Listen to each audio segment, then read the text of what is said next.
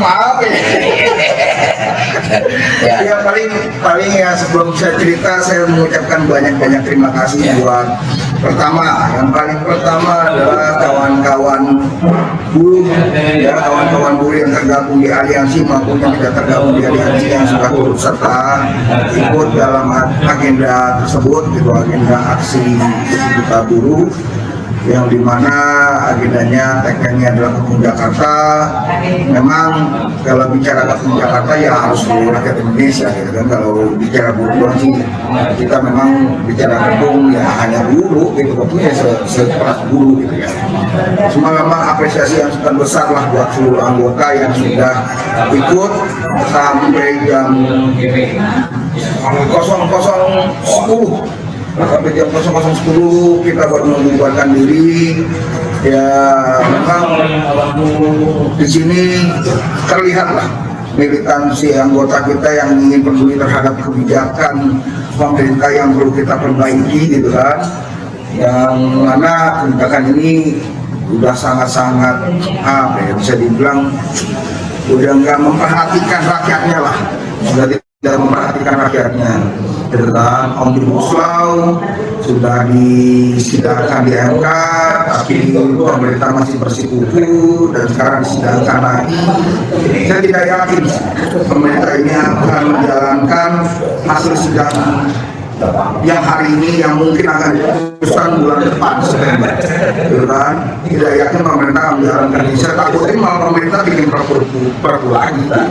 Cuma ya inilah kondisi kita yang memang perlu kita terus perjuangkan. Yang jelas aksi kemarin saya sih menganggap sukses walaupun kesusahan itu tidak bisa dibilang 100% karena kalau 100% menjadi Allah kan. Cuma kita berharap pemerintah dengan aksi kemarin bisa berkaca bahwa memang ini buruh sudah level batasnya sudah hampir di puncak, sudah tidak bisa dikonfrontasi kompromi lagi lah, tidak bisa dikompromi lagi gitu kan, tidak bisa dikompromi lagi, harus minta dicabut gitu kan. Yang jelas sudah banyak korban yang tadi disebutkan oleh Bunda Narti mau narik investor. Benar sih ada investor yang ditarik gitu, ada investor yang masuk. Cuma sayangnya lapangan kerjanya bukan buat rakyat Indonesia. Contoh di Morowali, investor masuk, tapi buat pekerja Cina, bukan pekerja rakyat Indonesia gitu. Ini yang bikin kita aneh gitu. Investor masuk, tapi lapangan kerjanya bukan buat rakyat, malah buat orang-orang yang bawa investor tersebut, kan aneh gitu. Nah, tambah lagi gitu kan, PHK dipermudah dengan alasan efisiensi. Perusahaan sangat jadi kesempatan untuk hal ini, mempermudah PHK, efisiensi dengan alasan efisiensi, terus memberikan pesangon hanya 0,5, dan ini sudah banyak. Korbannya sudah sangat banyak yang pemerintah tutup mata. Dan pemerintah berjanji memberikan yang namanya JKP, jaminan kehilangan pekerjaan. Tapi apa yang didapat JKP? Tidak ada. Ini yang jadi perkara sekarang, pemerintah hanya janji belaka gitu kan, hanya janji yang apalah, janji manis lah, tapi ternyata tidak manis hasilnya. Cuma kalau dibilang itu begitu katanya kita yang nggak terima gitu kan, serba salah juga. Bilang seperti ini katanya pemerintah nggak kita dianggap tidak mau terima hasil gitu kan. Cuma saya ingin sekaligus dalam hal ini mengklarifikasi banyak teman-teman pekerja atau buruh yang tidak ikut dalam aksi kemarin tanggal 10 bilang bahwa kita adalah pasukan nasi bungkus gitu kan, bahwa kita adalah tukang kerjanya tukang demo doang gitu kan, tidak berpikir tentang keberlangsungan perekonomian negara. Nah, kita ini demo ini untuk keberlangsungan perekonomian negara, karena perputaran uang itu ya adanya di buruh, ya kan? Buruh bisa beli mobil, buruh bisa beli motor, buruh bisa beli rumah, buruh bisa beli makan, ya kan? Dia bekerja, mempunyai penghasilan. Ya kalau penghasilannya kebiri, kan apa yang bisa dibeli? ya nggak akan ada yang bisa dibeli gitu kan. Ujungnya apa? Perputaran uangnya mandek. Nah kalau perputaran uang mandek, otomatis perekonomian juga mandek. Dan ini yang perlu dimengerti. Terus ada lagi yang bilang bahwa kalau demo nanti akan ter-PHK, ini lucu. Yang komen-komen seperti ini lucu. Anda tidak memahami arti atau makna daripada PHK. PHK itu adalah pemutusan hubungan kerja. Di dalam undang-undang jelas, PHK itu banyak macam. Hanya ada yang habis kontrak, ada yang pensiun, ada yang meninggal dunia, ada yang cacat berkepanjangan, begitu. Dan tinggal pilihan, gitu kan? Pilihan apakah memang PHK yang tidak bagi kita semua pasti ter-PHK kok. Tinggal PHK-nya itu sesuai aturan atau tidak. Nah yang kita tolak ini adalah PHK yang dilakukan oleh pemerintah atau pengusaha tidak sesuai aturan, mengurangi, gitu kan? Ini yang aneh, gitu kan? Tambah lagi kasihan anak istri kalau di PHK, lebih kasihan lagi anak istri kita kerja nggak dapat apa-apa, anak istri nggak makan, utang makin banyak, itu lebih kasihan lagi, kan gitu. Ini yang tidak dipikirkan oleh kawan-kawan. Kawan-kawan buruh Indonesia masih berpikir yang penting saya kerja dapat uang, padahal itu tidak jauh beda Anda menjadi budak. Gitu. Itu tidak jauh beda zaman Kaum Musa, gitu kan, yang hanya sekedar kerja tidak mendapatkan apa-apa, makan aja susah, kan itu. Ini yang terjadi saat ini yang terjadi, gitu. Upah ya UMP, terus ada video yang beredar pada saat kita aksi tentang penjelasan Presiden Jokowi bahwa bohong, katanya gitu. UMP tetap ada, uang SK tetap ada. Itu Presiden ngomong, ngerti nggak sebenarnya isi undang-undangnya? Kan dia jelas di undang-undang tersebut. Uang SK itu bagi yang mampu, kan aneh. Berarti kalau semuanya bilang nggak mampu, otomatis nggak ada uang SK, kan gitu. Dan di sini mana peran pemerintah untuk menjaga yang namanya rakyat supaya sejahtera? Kan nggak ada peran pemerintah di sini. Pemerintah hanya mengandalkan usaha memberikan uang bagi yang mampu. Ada beberapa perusahaan besar malah sekarang sudah melakukan hanya memberikan UMP atau UMK. Tidak ada sektor lagi sekarang. Karena di dalam undang-undang itu jelas, itu tidak wajib, gitu. Tidak wajib bagi yang mampu. Dan ini Presiden selalu bilang ada di undang-undang. Aneh. Entah Presiden baca atau tidak, atau sekelilingnya itu dibohongin oleh staf-staf ya, bukan oleh staf Presiden atau staf kementerian. Ini cukup aneh. Makanya saya kadang suka ketawa kalau melihat video kayak gitu. Nah kita ini yang mengalami, kita yang sering mengadvokasi anggota kita, gitu kan, dalam hal pengupahan, dalam hal PHK, gitu kan.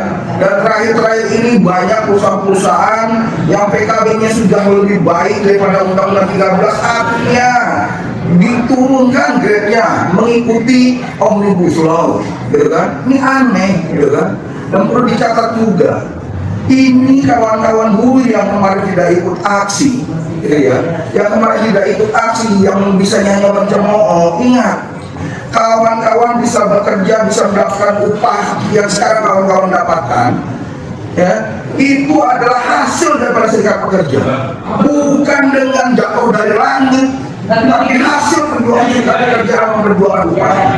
Jangan menghilangkan fakta dan data itu. Gitu. Itu jelas.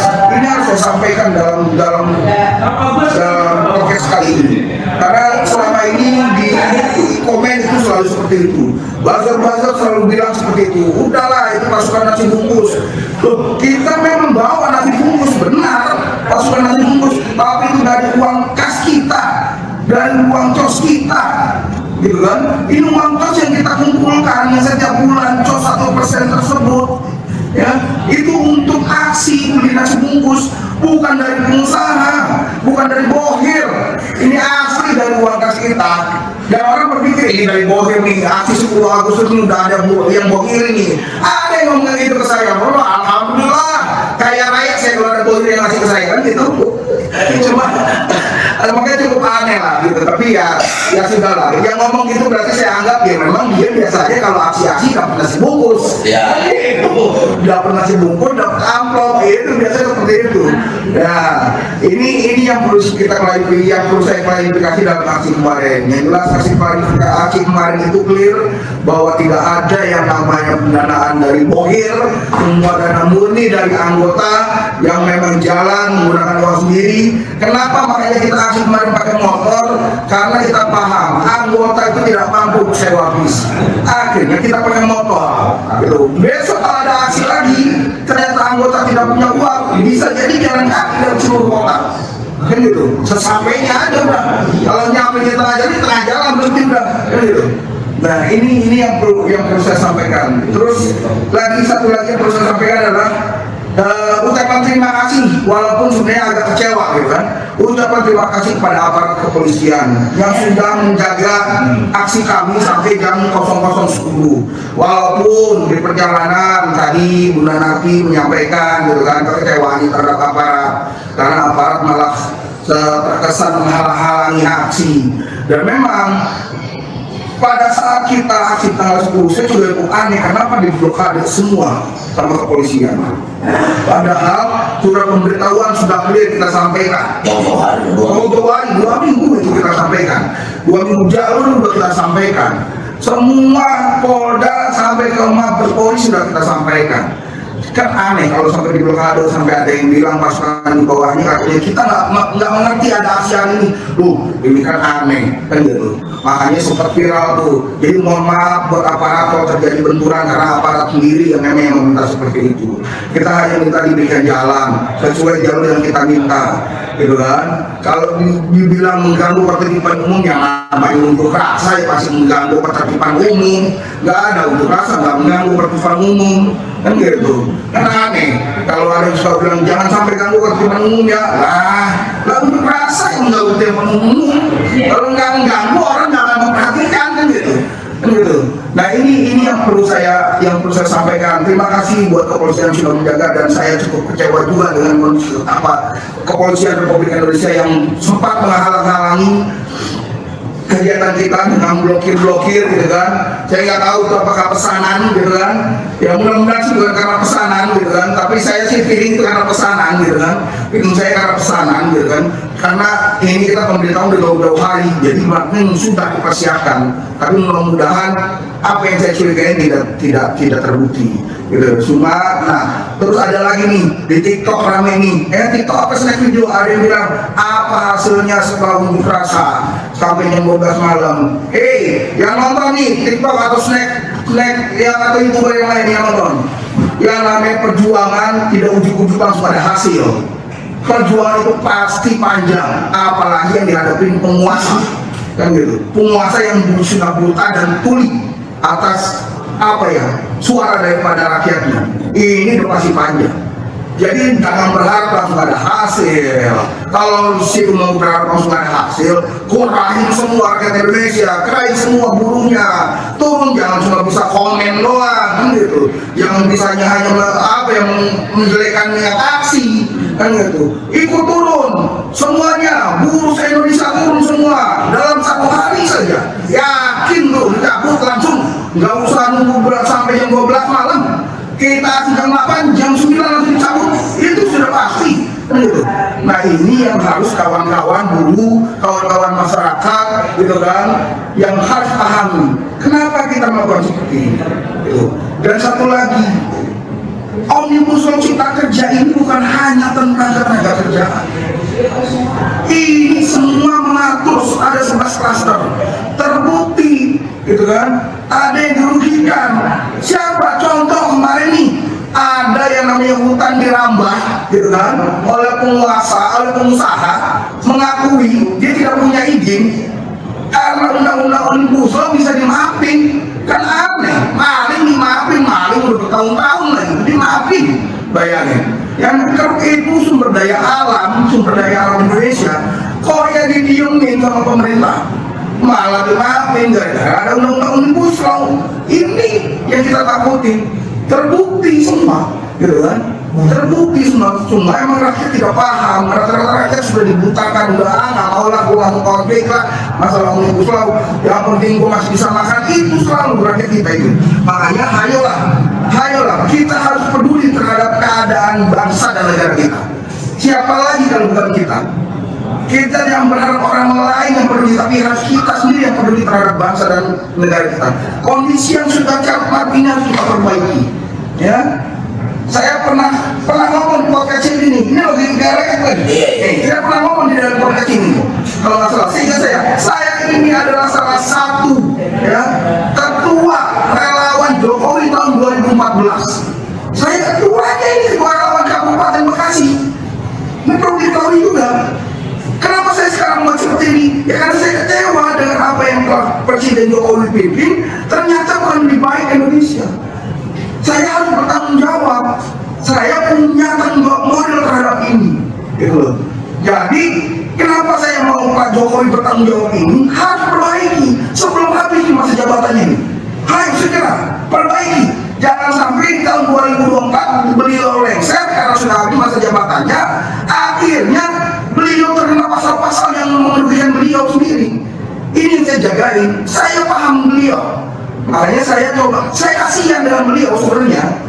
Beliau ini dimanfaatin atau beliau yang memanfaatin juga ngerti kan gitu. Tapi saya perlu sampaikan, saya ini adalah salah satu ketua relawan buruh sahabat Jokowi tahun 2014 daerah Kabupaten Bekasi. Saya adalah ketuanya. Saya harus bertanggung jawab terhadap apa yang telah Jokowi lakukan di negara Republik Indonesia ini. Dengan cara apa? Ini saya minta Jokowi segera mencabut yang namanya Undang-Undang Omnibus Law ini. Dulu 2015 lahir PP 78, 2019 lahir yang namanya Omnibus Law. Kan aneh ini sebagai saya. Ini udah didukung sama buruh, malah mensarain buruh. Maunya apa nggak tahu nih Jokowi ini, kan gitu kan, presiden kita nih udah didukung. Yang lebih aneh lagi, ada lagi yang namanya relawan buruh sahabat yang lain yang mendukung ini. Walah, makin ngaco lagi sebenarnya. Tapi ya wis lah, udah pilihan politik. Yang jelas, saya hanya ingin sekarang garisnya adalah kita menjaga kesejahteraan buruh, menjaga kesejahteraan rakyat Indonesia. Mungkin saja saya sampaikan sekali lagi. Buat rakyat Indonesia, janganlah kawan-kawan, janganlah mencemooh aksi yang telah dilakukan oleh rakyat Indonesia buat menjaga kedaulatan negara Republik Indonesia. Kita sedang melakukan itu. Kita sedang menjaga yang namanya kedaulatan bangsa dan negara Republik Indonesia. Begitu aja, dan saya sekali lagi terima kasih. Ini kayaknya masih banyak antrian nih, gitu kan? Saya kembalikan lagi ke moderator. Saya akhiri. Wassalamualaikum warahmatullahi wabarakatuh.